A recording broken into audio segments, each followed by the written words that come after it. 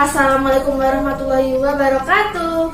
Halo semua, bertemu kembali dengan saya Suci Nur Fadila, mahasiswa KKN RDR 77 kelompok 134 UIN Wali Songo Semarang. Pada kesempatan kali ini, saya akan memberikan tips belajar yang baik dan efektif. Sebelumnya, apa sih yang dimaksud belajar?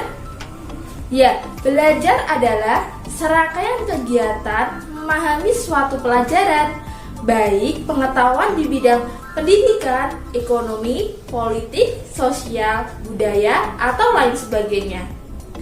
Dalam agama Islam menganjurkan umatnya agar terus belajar dan menuntut ilmu. Sebagaimana hadis tentang anjuran belajar atau mencari ilmu yang berbunyi, "Tolabul ilmi faridotun alal kulli muslimin", yang artinya mencari ilmu adalah wajib hukumnya bagi setiap muslim laki-laki maupun muslim perempuan. Sebelum kita membahas tentang cara belajar yang efektif, kita harus tahu bahwa setiap individu mempunyai cara belajar yang berbeda-beda. Beberapa cara belajar yang biasa digunakan yaitu belajar dengan cara membaca, belajar dengan cara menulis, belajar dengan cara mendengarkan, bahkan ada yang belajar dengan cara melihat. Nah, agar belajar kita efektif, kita harus mengetahui terlebih dahulu cara belajar kita seperti apa. Lalu, bagaimana sih agar belajar kita efektif? Nah, saya akan memberikan tips agar belajar kalian efektif. Yang pertama, berdoa. Mulailah semua aktivitas dengan berdoa, tak terkecuali kegiatan belajar ini. Sebaiknya teman-teman berdoa terlebih dahulu agar diberikan kemudahan dalam memahami pelajaran serta agar diberikan kelancaran dalam proses belajar. Apa sih doa yang diucapkan sebelum belajar? Ya, doanya adalah Robbi zidni ilma warzuqni fahma, yang artinya, ya Tuhanku, berikanlah ilmu dan berikanlah kepahaman bagiku. Yang kedua, memilah waktu yang tepat untuk belajar. Biasanya, waktu yang tepat untuk belajar yaitu di pagi hari, karena kondisi badan dan otak kita masih fresh serta belum banyak memikirkan berbagai hal. Apabila kita belajar pada kondisi yang tidak nyaman, otomatis otak kita akan sulit memahami pelajaran yang kita pelajari.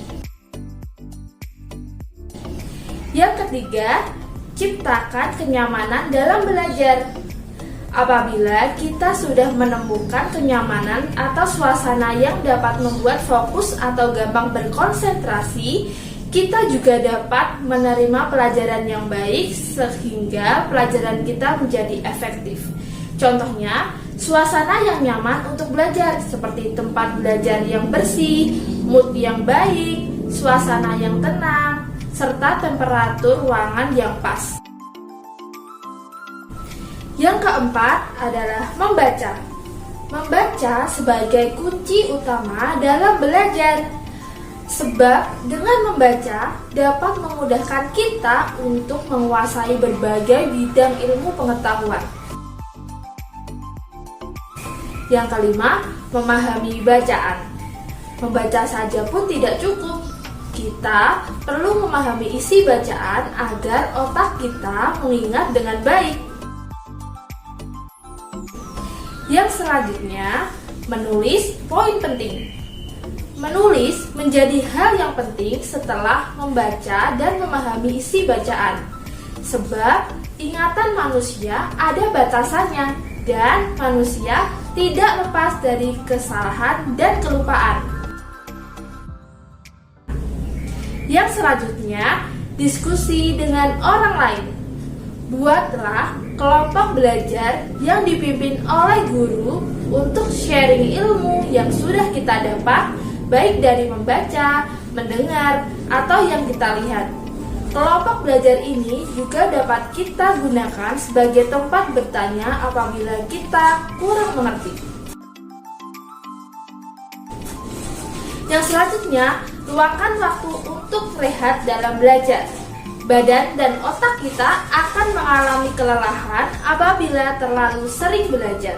Sebab itu, berilah waktu otak untuk rehat agar fresh kembali.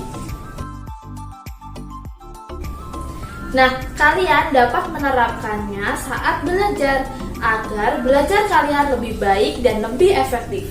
Mohon maaf apabila ada kesalahan dan sampai jumpa di video selanjutnya.